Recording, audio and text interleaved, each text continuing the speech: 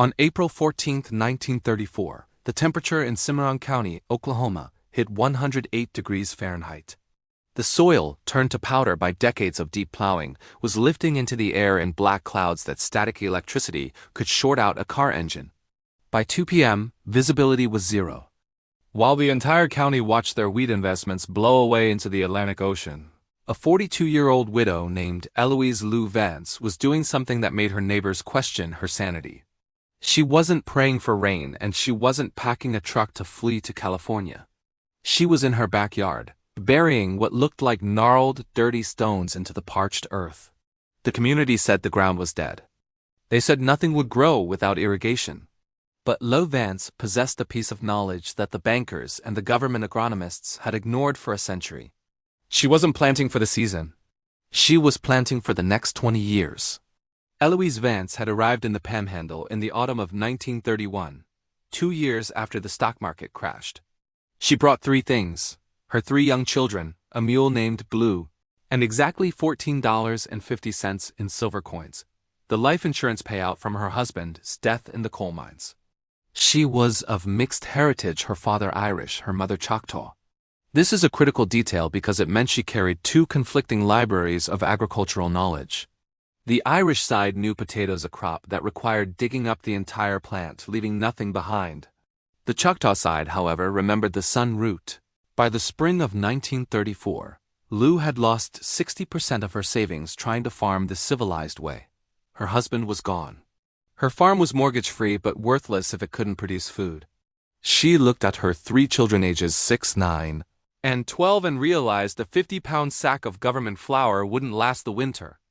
She went to the creek bed on the edge of her property, a place the plows hadn't touched, and dug up the native tubers her grandmother had shown her. She didn't have money for seed corn. This was her last gamble. When Lou began converting her acre of wheat fields into a perennial patch, the community didn't just laugh. They intervened. First came Silas Cobb, the county's wealthiest landowner. Cobb farmed 2,000 acres of wheat and sat on the local bank board. He wrote out to her fence line in May of 1934, "Silas Cobb, Mrs. Vance, you're planting Helianthus tuberosus. That's a weed. It's invasive. Once you put it in, you can't get it out. You're destroying the resale value of this land. No serious farmer wants a field intended for wheat choked out by pigweed." Cobb wasn't wrong. The Jerusalem artichoke is aggressive. It takes over. To a monoculture farmer, it is a nightmare. Next was Dr. Aurice Thorne, a university-educated agronomist advising the county. He looked at her tubers with scientific disdain. "Dr. Thorne, these tubers are inulin, not starch, Eloise. The human body struggles to digest them. You feed this to your children, they'll suffer severe gastric distress. It's malnutrition waiting to happen. You need corn. You need wheat. This is animal fodder." Thorne was also technically right. Inulin can cause massive digestive issues if not prepared correctly. Finally, there was Reverend Miller. He saw her refusing to plow in straight lines, refusing to clear the weeds. Reverend Miller: "God decreed that by the sweat of our brow we shall eat bread. This scavenging, it's a step backward, sister. It's uncivilized." These weren't villains. They were experts in a system that was currently collapsing. Cobb had leveraged his 2,000 acres and was now $12,000 in debt. Dr. Thorne's science required water that didn't exist. Lou listened to them, nodded respectfully, and kept digging. Before we see how Lou's pigweed defied the laws of modern farming, if you're finding value in these stories of forgotten American resilience, hit that like button. It helps us preserve this history. Lou's plan wasn't magic. It was biological engineering based on ancestral observation. The plant is Helianthus tuberosus, commonly called the sunchoke.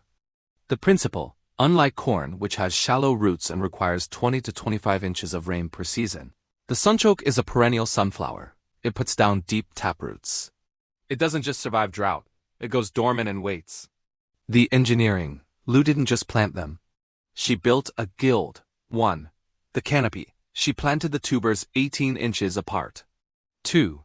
The support: between them she planted running beans, which used the stalks as trellises. 3. The ground cover: she refused to plow. She laid down straw and dead grass, trapping moisture. Addressing the skeptics: to Cobb's invasive concern, Lou knew that invasive simply means survivor, in a famine. You want a crop that fights to live. To Dr. Thorne's digestion concern, Lou knew the Choctaw method. You don't eat them raw. You slow roast them or ferment them. This breaks down the inulin into fructose, eliminating the gas and making the calories accessible. The financial calculation. O cost of corn seed for 1 acre, $2.50. O cost of water, unavailable. O cost of sunchokes, $0, foraged. O yield of corn in drought, 0 bushels. O yield of sunchokes, up to 15 tons per acre. Lou wasn't farming for the market. She was farming for calories. The bill began in late May. While her neighbors were hitching teams of horses to plow up dust, Lou and her 12-year-old son Thomas were simply poking holes in the ground. June 1934. The heat arrived. 100 degrees for 10 days straight. The neighbors' corn sprouted, turned yellow, and died. Cobb's 2,000 acres were a brown wasteland. In Lou's patch, green stalks began to rise. They were hairy, thick, and stubborn. They grew 6 inches a week. July 1934. The water barrels ran dry. Families were rationing drinking water. Cobb had to shoot 4 of his cattle because he couldn't water them. Lou watered her patch with gray water, dishwater, and bath water. Because she hadn't plowed, the mulch kept the soil underneath cool. August 1934. The stalks were now 8 feet tall. They were topped with brilliant yellow flowers. It was the only green spot in a 5-mile radius. Dr. Thorne drove by in his Ford Model A. He stopped, walked to the fence, and touched one of the stalks. He noted in his journal, Vance property, Helianthus height 9 feet. No irrigation visible. Foliage turgid despite 45 days without rain. Baffling. Lou didn't harvest yet. That's the trick of the perennial. A potato must be harvested or it rots. The sunchoke treats the earth as a root cellar. You leave them in the ground until you're hungry. She had planted once. She had spent $0, and she had roughly 12 tons of food waiting beneath the surface. The test came not with the heat, but with the cold. January 1935, the hard winter. Temperatures dropped to minus 15 degrees Fahrenheit. The wind chill was lethal. The relief trucks from the government couldn't get through the snowdrifts. The skeptic's reality. By February, Silas Cobb's pantry was empty. He was burning his fence posts for heat. His family was subsisting on a slurry of cornmeal and water. Dr. Thorne was seeing patients in town. He recorded cases of scurvy and hollow hunger, where the belly is full of water, but the body is starving. The protagonist's reality. At the Vance farm, the scene was different. Every morning Lou sent Thomas out with a pickaxe. He would chip away the frozen topsoil. Underneath, preserved perfectly by the frost, were thousands of knobby, white tubers. Inside the house, it was warm. Lou kept a pot of them boiling constantly. The slow boil converted the starches. They were sweet, nutty, and filling. The contrast, neighbor calorie intake, 800 per day. Vance family calorie intake, greater than 2,200 per day. Fuel usage. Lou burned less wood because the family's bodies were fueled by high carbohydrate energy. On February 12th, a knock came at the door. It was Silas Cobb, the wealthy landowner. He was wrapping his boots in burlap because the leather had cracked. He didn't ask about property values. He didn't mention weeds. He asked, simply, if she had anything to spare. Lou Vance didn't lecture him. She handed him a bowl of roasted sunchokes. Silas Cobb ate 3 bowls. When he finished, he looked at the weed on his plate. Silas Cobb. I spent $3,000 on seed corn that died in June. You spent nothing. And you're the only one feeding me. A week later, Dr. Thorne arrived, not to scold but to measure. He brought a scale. They dug up a 10-foot square section, the measurements. Thorne weighed the yield. From that small patch, they pulled 40 pounds of tubers. Extrapolated to the acre, it was over 15 tons of food. Dr. Thorne, journal entry, February 20th, 1935. I have been teaching agriculture for 20 years. I have never seen a calorie conversion rate this high in a non-irrigated environment. Mrs. Vance has not farmed. She has engineered a survival engine. The Vindication wasn't about being right. It was about knowledge transfer. By March, Lou was teaching the Reverend S. wife how to ferment the tubers to make a sauerkraut-like dish that prevented the digestive issues Thorne had warned about. If you're amazed by the difference between 1,600 pounds of corn and 30,000 pounds of sunchokes, consider subscribing.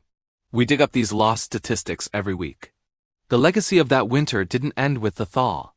In the spring of 1935, 12 families in the immediate vicinity came to Lu. They didn't ask for money. They asked for starts tubers to plant their own patches. Because sunchokes are perennial, you don't kill the plant to harvest it. You leave 10% in the ground, and it regrows the next year.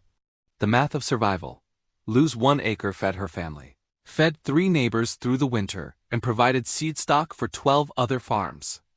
By 1936, despite the continuing Dust Bowl conditions, that specific pocket of the county saw a 40% reduction in government food aid requests, purely because of the Vance weed, as they started calling it. Scientific validation. Decades later, modern permaculture experts would validate Lu's intuition. Calories. Sunchokes provide 650% more calories per acre than wheat. Soil health. Their stalks add biomass to the soil, actually repairing the damage done by the Dust Bowl plowing. Lu Vance lived to be 89. She never bought seed corn again. When she died in 1981, her property was still producing sunchokes from that original 1934 planting. 47 years of food from 1 week of work. We often confuse fragility with sophistication. We think because a crop is difficult to grow, requires expensive chemicals, and needs constant attention, it must be better. Lu Vance proved that nature prefers resilience. The experts, the banker, the scientist, the preacher were blinded by the status quo. They were trying to force the land to be what they wanted it to be. Lu looked at the land, remembered her grandmother's wisdom, and asked the land what it wanted to grow. In a crisis, the weed that survives is infinitely more valuable than the crop that dies. So the next time you look at your garden, ask yourself, are you planting for this season? Or are you planting something that, no matter what storms come, will be there to feed you for the next 20 years? If you'd like to see a breakdown of exactly how to prepare sunchokes so they be safe and delicious to eat, click the video on screen now. And don't forget to subscribe for more blueprints from history survivors.